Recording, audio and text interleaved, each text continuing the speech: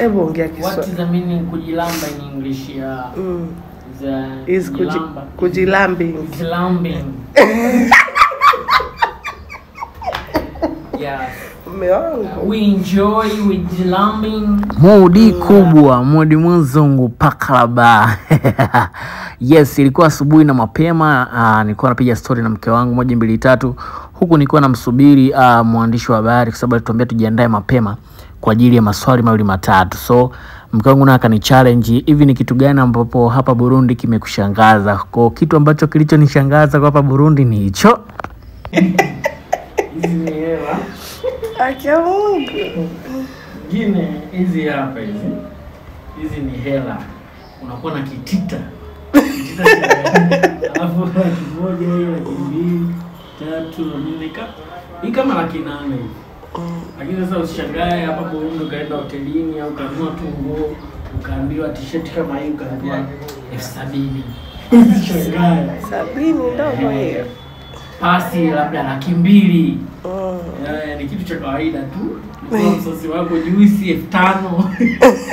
Juisi ya jelo namba 5,000.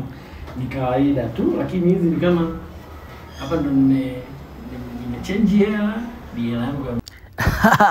Vitu vilikuwa ni vingi ambapo vimenishangaza hapa Burundi, lakini katika utani wa hapa na pale, yes, pesa Burundi nafikiri umeiona kama ilivyo.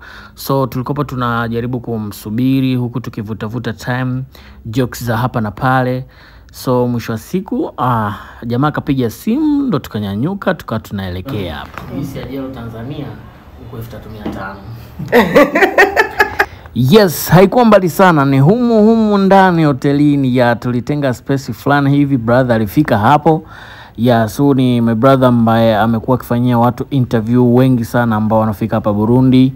Ni brother ambaye anafanya vizuri sana. Lakini ukiangalia baadhi ya interview ama shows za kicheche, baadhi ya interview walifanya na Clam, pia ni brother ambaye anafanya vizuri sana. So tulianza hapo cameraman alikuwa anaweka vitu vyake sawa, lakini then tukaanza maswali mawili matatu kama hivyo. Unaweza ukaungana naye au kaungana nasi ukasikiza kidogo tu, and then tukaendelea na mambo mengine mazuri yanakuja huko mbele ya video. Mudi mzungu pakalaba. Kwa Burundi. Asante sana. Bwana Mudi, karibu sana Burundi. Safari imekuwaje ndugu yangu? Tuanze na safari bwana. Safari ilikuwa poa, yapo wakati natoka kule kidogo. Basi hapo tulikaa takriban kama nusu saa hivi akinioji maswali mawili matatu ya hapa na pale, changamoto, kwa nini nimekuja Burundi, vitu kibao. Bwana, kama utapitwa na hii interview nitakuja kuiposti kupitia mitandao yangu, utapata kuifuatilia mwanzo mpaka mwisho hii interview. Nashukuru Mungu ilikuwa fresh. Mara baada ya hapo nilihitajika tena kwenda kwenye redio kwa ajili ya kufanya interview. So tulivomaliza hapo ikabidi nikimbie faster, nikajiandaa, nikaandaliwa chai chap tu pale, nikanapiga kama hivyo faster ili mradi niokoe muda tusiweze kupitwa na mambo ya redioni kule. Kwa nikavaa faster kama unavyoona mzao kulombua hapo, nini nalombua haraka. Mudi kubwa, mudi mzungu pakalaba, hilo linaombua, linaenjoy, linajilamba maziwa nini mixer mayai kama haya na minyanya nini. Basi safari ikaanza kama kawaida. Hapo ni njiani, hapo tulikuwa tunaelekea kwenye radio. Sikuwa peke yangu, yes, nilikuwa na mke wangu sababu ndio director wa ile eneo, director wa maeneo yote hapa Burundi. Yeye ndo anapokea simu za hapa na pale ili mimi kuenda kufanya interview, kuonana na watu kwa ajili ya deals na mambo mengine. So nafikiri ya mke wangu nilimsurprise baada ya kuwa na shoot, alikuwa hawajui. Yes, huyo ni shemeji yangu ambaye ni mdogo ni mdogo wa mke wangu ya. So mazingira ni kama hayo, kama nyumbani tu, kama unavyoona vile mitaa fulani hivi ukiangalia kama Buguruni, so Buguruni si lala si wapi. So mbaya tulikuwa tunaelekea town kwa sababu radio liko kwa maeneo fulani hivi ya town. Yes, huko ndo town bwana, huko ndo town, ilifiki kidogo nje ya mji. Kwa hiyo hapo ndo town. Mke wangu naye alikuwa na mambo ya biashara. Hebu msikilizeni alichokuwa anaongea, mambo ya biashara tu muda wote. Naingia ku 2020 na 2022 ya Kitanzania, kwa tunazungumzia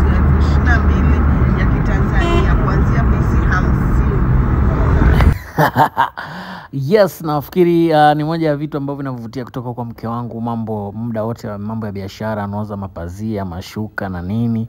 So mbaya. Okay, Black FM ndo hapo tumefika getini kabisa, tunaingia katika mjengo huo hapo mbele yetu. Yes, tukafika hapo Black FM. Sema uzuri mwenyeji wetu naye alikopo online kwenye kipindi fulani hivi.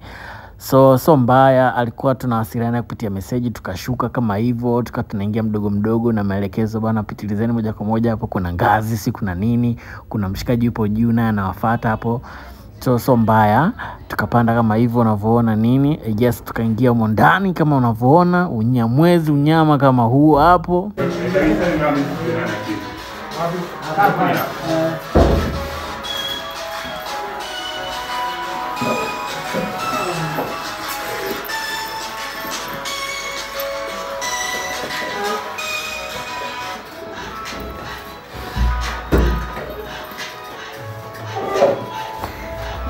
Yes, mara baada ya hapo tulikuwa tunasubiri kipindi fulani hivi kiishe. Baada ya kuisha and then kikaingia kipindi chetu. So presenter akawa anaongea na watu wa Burundi hivyo. So naomba tumsikilize kwa makini hapo ndugu zangu wa Burundi, uangalie anachoongea ni unakielewa. Mufashe kumunyakirira bice 65 amajana 6 ndaheza nitabe telefone zanyu imbere ko jewe ndamwakira mugambye samirizi Black FM. Message zanyu ndaheza ndazisome abari kuri YouTube channel yake. Kwa sisi watu wa Cuba tunakuwa tunaelewa yani kwamba ongea mambo ya YouTube nini, kuna message hapa unaweza ukatuma, unaweza kuongea na Mudi Muzungu iko live hapa. Unajua tena sisi watu wa Cuba tunaelewa vitu fulani hivi, kila kitu tunaelewa, lugha zote tunaelewa. Nimesemaje hapo? Okay, bas interview ilikuwa inaelekea kama hivyo and then kaona ulizo maswali mali matatu tuenzetu tuone. Nikaona jaribu kuwashoot sababu tulijenga urafiki. Wakati na washoot ikatokea kipande kinamhitaji mtu ambaye acheze. Nikaambia mimi naweza pia kuigiza. Nikajaribu, akaniambia mwanangu unaweza. Kwa nini usije? Bwana nashukuru Mungu, interview ilienda fresh, interview ilienda poa, ilikuwa cool sana, maswali mali matatu and then tukaja tukamaliza pale. So mwamba akasema kama vipi tupige picha kwa ajili ya ukumbusho. Nikanyanyuka kama hivyo na unaona mzee baba. Tukasogea pale tukapiga picha 1 2 3 kwa ajili ya ukumbusho. Ni mshikaji ambaye anafanya vizuri sana kwa sababu ni mtu ambaye unaona kabisa na ndoto kabisa za kufika mbali. That's why anatafuta interview za watu mbalimbali ili mradi kipindi kiwe fresh zaidi. So tulipomaliza hapo tukaambiwa bwana baada ya maelekezo haya, baada ya hizi picha kuna watu wengine hao tena TV online inataka mfanye interview. So mtahamia chumba cha pili au mtahamia upande mwingine and then mtapiga tena interview. So tukaingia hapo. Yes, wakatega mazingira fulani kama hivyo unavyoona, tunaweka mic hizo vizuri kwa ajili ya kuendelea na interview nyingine. Tukafanya kama hivyo. Nafikiri maswali nayo yalikuwa kama hivyo. Sikiliza Kiburundi hicho wewe, unaelewa?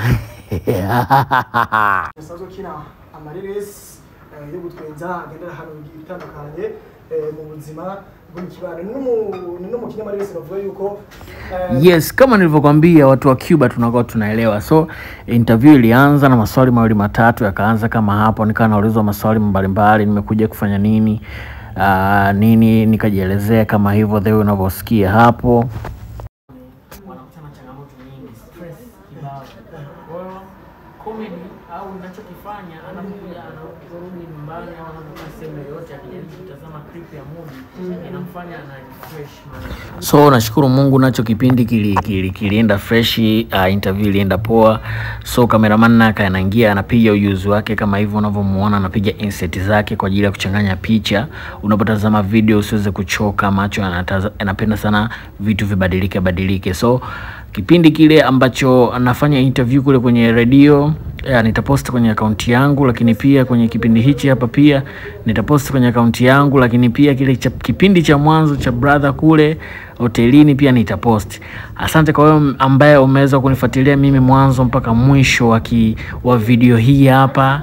Usikose video nyingine kwa sababu watu walikuwa wanahitaji part 2 na nini. So nitaposti update zote ambazo nilizokuepo huku Burundi. I hope utaenjoy, utajilamba.